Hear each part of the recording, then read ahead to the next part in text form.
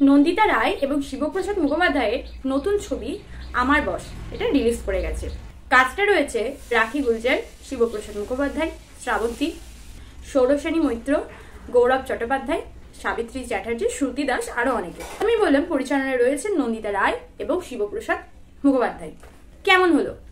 তানিটাকের সঙ্গে সিনেমার জগতে হারিয়ে যাও আর ছোট্ট করে সবকিছু জেনে নাও।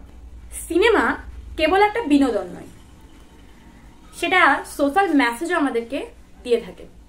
এই মুভিতেও সেরকমই একটা মেসেজ আমরা পাবো। কিন্তু তাছাড়া নন্দিতা রায় এবং শিবপ্রসাদ মুখোপাধ্যায়ের জুটি যে গল্পগুলো আমাদের সামনে এনেছে, প্রত্যেকটা গল্পে কিন্তু কিছু না কিছু সোশ্যাল মেসেজ ছিল এবং এই গল্পেও তার ব্যতিক্রম নয়। বর্তমানে পশ্চিমবঙ্গে একটা বিরাট অংশ বৃদ্ধাশ্রমে পরিণত হচ্ছে।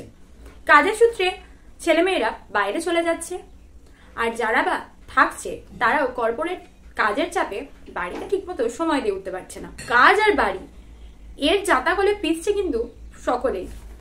আমার বস মুভিতে এই সমস্ত রকমের প্রবলেমের একটা সলিউশনের রাস্তা দেখানো হয়েছে খুব আধুনিক এবং ইমোশনাল ভাবে। অসাধারণ একটা দায়িত্বের জায়গা তুলে ধরেছে। ছবির ট্রেলারে আমরা কিছুটা হিন্টস পেয়েছিলাম ঠিক কথাই, তবে একথা তো তোমরা তো জানোই যে শিবপ্রসাদ মুখোপাধ্যায় এবং নন্দিতা রায়ের যে গল্পগুলো আমাদের সামনে নিয়ে আসেন সেখানে খুব একটা রাগ ঢাক বা গোপনীয়তা থাকে না। সোজা সাপটা গল্পের মধ্যে দিয়ে সেই মেসেজটা আমাদের সামনে তুলে ধরেন। শুভ্রা প্লেড বাই রাখি গুলজার, তার একাকিত্বের জায়গা থেকে ছেলে অনিমেষ প্লেড বাই শিবপ্রসাদ মুখোপাধ্যায় প্রকাশনা সংস্থার অফিসে কাজ করেন। সেই প্রকাশনা সংস্থার অফিসে একটা চেঞ্জ আনার চেষ্টা করেছেন, যে চেঞ্জটা খুব একটা অবিশ্বাস্য লাগবে না, বরং কর্পোরেট ওয়ার্ল্ড আর এই যে সম্পর্কের একটা টান সবকিছুকে খুব সুন্দরভাবে আমাদের সামনে তুলে ধরেছে। স্টোরিটা বাবা মায়েদের তাদের ইচ্ছা পূরণের গল্প নিয়ে হাজির হয়েছে আমার বস। তিনটে সেরা ছবির মধ্যে কি একটা হতে চলেছে আমার বস?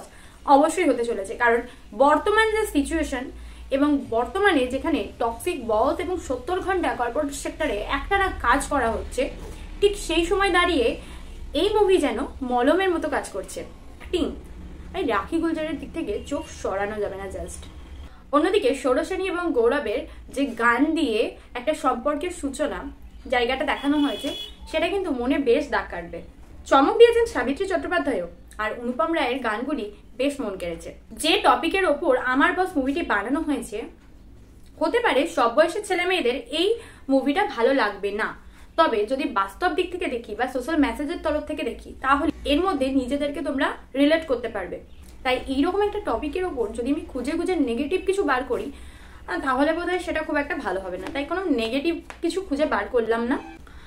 লাস্ট একটাই কথা বলবো, মুভিটি কিন্তু কর্পোরেট জগতে একটা আমূল পরিবর্তন আনতে পারে।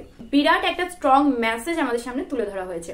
যারা মুভিটি দেখেছো তারা অলরেডি বুঝতে পারছো আমি কি বলতে চাইছি, আর যারা মুভিটি দেখোনি তাদের বলবো একবার দেখে নিতে পারো, কারণ বর্তমান পরিস্থিতির উপর ভিত্তি করে কিন্তু মুভিটি বানানো।